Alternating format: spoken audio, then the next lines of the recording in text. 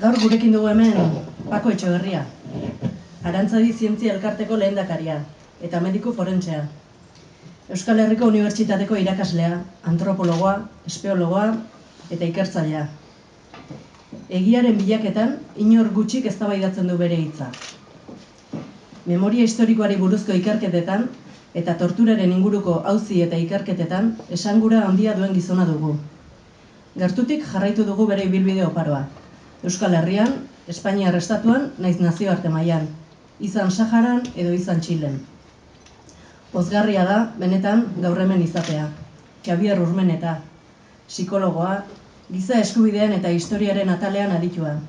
Osasun mentaleko elkarteko kidea, egun Gipuzkoako Foru Aldundian egiten du lan oroimen historikoko saioko teknikari moduan. Gerra Zibila eta bere ondorioen inguruan, bere irakaspenak arretaz jarraitu ditugu. Guk, Xabier, pertsonalki oso proiektu interesgarri eta ambizioso bati esker ezagutu dugu. Negar Franco egingo zuen aitak dokumentalari eskerrain zuzen. Dokumental hau, Amasa Bilabonatarrez osatua dagoena, eta Amasa eta Bilabonatarrez hitz egiten duena, ostiralean izango dugu ikusgai gure zineman. Eta nola ez, gaur aurkeztera gatozen liburuaren egilea, Estiame Navarro, Bilabonatarra, pedagogoa ikasketaz, unibertsitate ikerketetan dabilena, langile nekaezina. Azken 4 urteetan, ikerketa honetan buru belarri ezagutu du nik Esti. Agiritegiak arakatzen, 11 liburu errepasatzen, izen eta abizenen pista ia desagertuei jarraitzen, fusilatuen, torturatuen, modu batera edo bestera sufrikarioa pairatu zuten haien ondorengoekin hizketaldi luzeak izaten. Hitzik baote dago horrelako militanteak, lan bolondresak eskartzeko? Nik ez dakit. Dakidana zera da. Udal honek egin duen edo bultzatu duen lan guztia ezinezkoa litzakeela historia, benetako historia, egian oinarritutako historia berridazteko prest dagoenik ez balego. Beraz, mila esker. Es que la memoria histórica lo que tenemos entre manos es lo que queremos hoy, lo que reivindicamos hoy, lo que exigimos hoy. Hablando de una cosa del pasado, a fecha de hoy exijo que este ayuntamiento delibere en un pleno sobre una serie de cuestiones determinadas. Pero en el hoy, no en el pasado. ¿Y por qué pasa esto entonces que la memoria histórica aprovecha cosas del pasado pero las plantea en el hoy? Porque son cuestiones mal resueltas en el pasado. En tanto que los derechos a los que tenían aquellos perjudicados o víctimas no se cumplieron. Y estos derechos ya lo sabéis que son primero la verdad, primero conocer la verdad, después la justicia, después la reparación. En tanto que eso no se produjo, es porque tiempo después, hoy, acaso los nietos, quién sabe, los hijos, o algunas protagonistas de aquel tiempo, tienen una serie de derechos hoy. Y esto desconcierta muchísimo. Es lo que más preocupa a los políticos, es cuando se dan cuenta que cuando hablamos de memoria histórica no estamos hablando del pasado, sino del presente.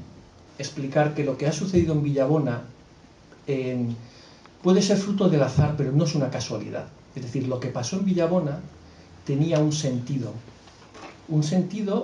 que estaba diseñado muy lejos de Villabona y que venía de otras cosas, pero todos los ejemplos que Esti coge y va sacando uno por uno y que va explicando, no fueron casualidad. Pudo ser azar, pero no casualidad.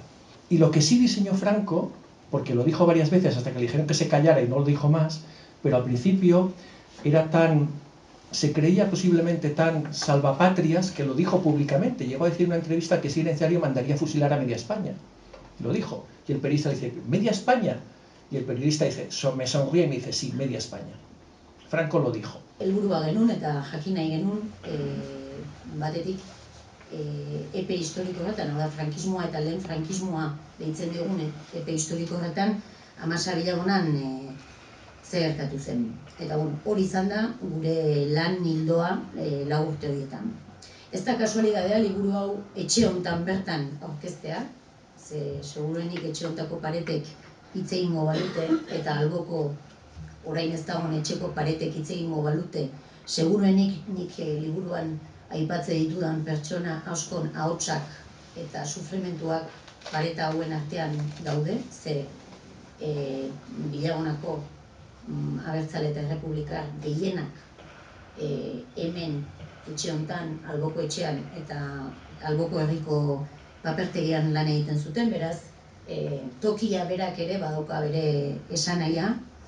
Aukera oso garbia egin genuen. Guk errepublikaren alde eta abertzaletasunaren alde lanean ari ziren pertsonak eta horregatik sufritu zuten pertsonen bizi historiak idatzi nahi genituen, eta aukera hori oso kontzientea izan zen. Zegu garbi genuen, gerra irabazi zutenak, bere hiletak, bere plazak, bere monumentuak, bere omenaldiak izan zituztela. Aldiz, gerra galdu zutenak, ez omenaldirik, ez entierrorik, ez plazarik, eta askotan gaina miseria gorriak bizitzeak kondenatuta urte luzeetan.